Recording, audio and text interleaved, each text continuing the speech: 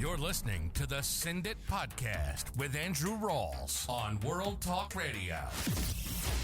Roman 7 Judah Bravo, then ground, turn right on Bravo, runway 18 left, Bravo, and it'll merge with Alpha at Alpha 3.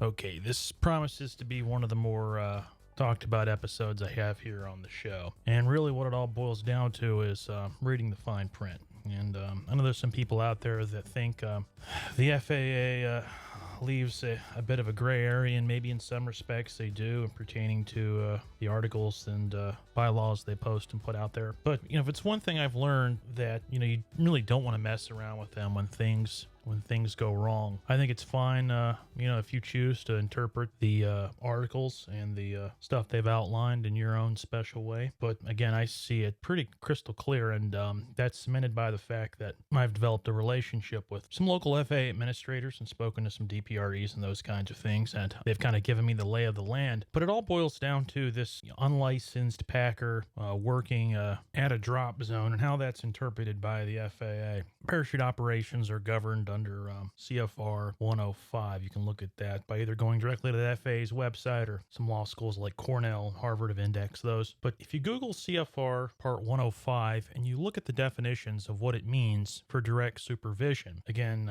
CFR 105 pertains to parachute operations at a drop zone. It states that direct supervision means that a certified rigger personally observes a non-certified person. So again, a certified rigger is one that's either a senior or a master rigger. Personally observes a non-certified person is a person that doesn't have either one of those certifications, packing a main parachute to the extent necessary to ensure that it is being done properly, and takes responsibility for that packing. Now, there's some people out there that they look at and they say, well, to the extent necessary, that's a gray area. What does that mean? You can take that and you can look and see, hey, extent necessary means that this person may have packed 5,000 or 10,000 tandems and main canopies and doesn't need any supervision. But that person can't, because they're not a licensed or certified rigger, take responsibility for that packing. Only someone that's licensed and certified can take responsibility for it. And what that means is in my interpretation of it, there's a one-on-one direct supervision between the unlicensed packer and the licensed parachute rigger. That's a major problem right now at drop zones these days. You go out there and you see people that have their kids packing for them in order to save money. You see people that are out there trying to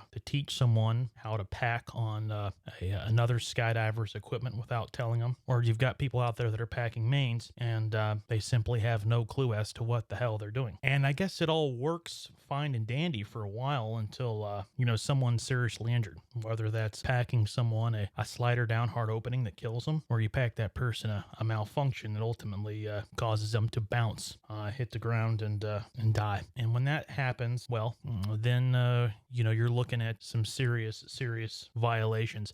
In fact, I've spoken to people who are FAA administrators and even DPREs here in the region. Each time that an unlicensed packer or unlicensed rigger, however you want to say it, a rigger, in my opinion, someone that's passed the oral and practical as well as passing the written test, and they're either minimum a senior rigger, perhaps a master rigger. The person that is packing that isn't licensed, each time they do it, they're in one count of FAA violation. And again, this isn't a big deal, I don't guess, to a lot of people until somebody seriously gets hurt or there's an accident. But in the event there is an accident, there's all kinds of things that can be brought in. I mean, that person can be charged with manslaughter. If they aren't a licensed rigger, they can hold the drop zone accountable. Wrongful death. I mean, there's lots of stuff that can really wreak havoc on a drop zone and its operation, and that particular individual who perhaps doesn't know that you need special licensure in order to pack main canopies. So, you know, it's one of the things I spend a lot of money. I did a lot of money on packers, and it's always very important to me to have somebody who's a senior rigger at minimum packing my stuff. Again, just from a liability perspective, if anything goes wrong, I know that they're covered. I also know the rigors of going through a rigging school and getting that license and the time commitment it takes. And, it just makes sense for me that, that's the kind of person I want packing my stuff. So I think before people go out and they criticize people of busting FARs or whatever they say they bust for posting pictures of free flying and sailing through the clouds, they also need to take a look at what's going on around the ground operations at a drop zone and make sure that the people that are, on the packing mat are licensed riggers. Again, I can't overstate that enough. This is CFR 105 pertaining to parachute operations and what it means to be under direct supervision. And heaven help us if you've got unlicensed packers or riggers out there packing student gears, folks that are going AFF, or they're out there packing tandem containers and tandem mains. What a nightmare situation that would be if something went awry. And getting a job on a packing mat is, again, it's very serious business. It's not just simply showing up with an ability to learn and a smile on your face. I mean, this is a serious sport we're in. And, a lot of the people that get involved and they skydive for the first time, they're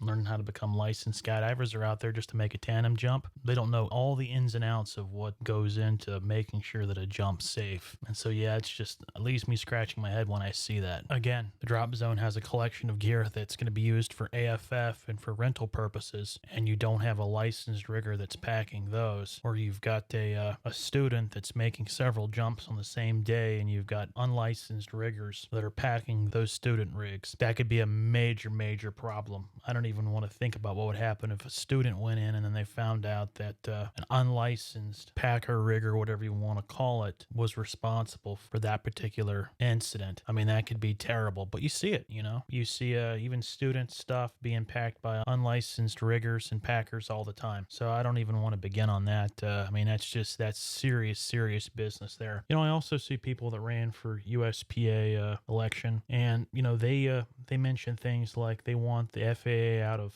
loosen restrictions or keeping the FAA out of skydiving. And, I don't agree with that at all. I don't agree with loosen restrictions from the FAA on the sport of skydiving, aviation, in any shape, form, or capacity. I think that the sport definitely needs some governance. You could say, well, the FAA doesn't know what they're doing, but on the other hand, they can close down and shut things off that are unsafe in a skinny minute. They're the ones that are responsible for issuing these airworthiness directives, and ultimately all the people that are licensed go through the FAA to become riggers. So I personally want to see the FAA get even more involved than they are in skydiving to keep the sport safe, and whatever that means, closing down operations that aren't abiding by their guidelines and policies, people that operate unsafe practices, people that can't follow the rules or think the rules don't apply to them. I'm all for the FAA getting involved in the sport even more than they already are. But that's a different conversation, different episode altogether. But again, I can't state the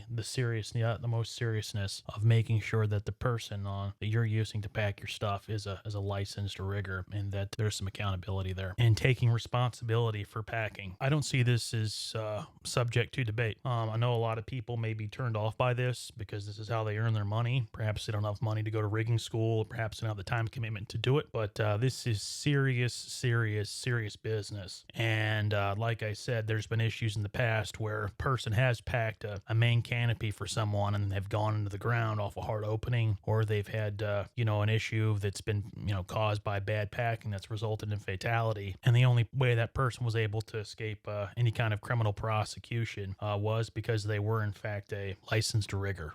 So again, perhaps this episode is a wake-up call. You don't have to agree with me. It's fine if you don't. Simply go to FAA and then type in 105 and then look at what the CFRs are pertaining to definitions under parachute operations, and specifically look at what it means for direct supervision. There should be nobody out on packing mats that isn't under one-on-one supervision from a licensed rigger, again, a senior or master rigger, packing for other people. And anybody that allows that kind of activity, they are in fact aiding and abetting someone that's committing an FAA violation, which ultimately could be more serious than anything like busting through to a cloud, or an idiot who doesn't understand physics and is dropping people out low. It's, again, very, very serious business. The idea of somebody that doesn't know what they're doing, I don't care how many pack jobs that they have, that doesn't cover things like assembly, disassembly, continuity, parachute maintenance, those kinds of things that, in my opinion, are necessary for the packer. The packer just doesn't simply pack the main. Their responsibility is to make sure that what they're handing over to a customer is something that's safe and jumpable. And unless they're able to do that, they shouldn't be on a packing mat. Again, this is coming from someone that spent thousands and thousands of dollars each year, probably a lot more money than some folks spend on jumps, just on packers alone. And I've seen my fair share of issues, and not the least of which could have probably been altogether avoided had the person been a licensed parachute rigger. So again, I'm not inviting you to agree with what I have to say. I'm just telling you that this is what's been outlined and spelled out by the FAA under their CFRs. You can look that up, like I said, on most of the major law schools' websites, or you can check out the FAA website itself. Again, that's FAA CFR 105, what it means under definitions for direct supervision. Anyways, buckle up, make sure to fly safe out there, and we'll talk to you next time. You've just listened to Send It, a skydiving podcast hosted by Andrew Rawls on World Talk Radio. Send It is the #1 skydiving podcast on the planet, bringing listeners up-to-date information on all things sky sports. Be sure to visit senditradio.com to join the conversation, access the show notes, and discover our amazing bonus content and articles. If you enjoyed this episode, we'd love for you to subscribe, rate, and give a review. Until next time, 3, 2, 1. See ya.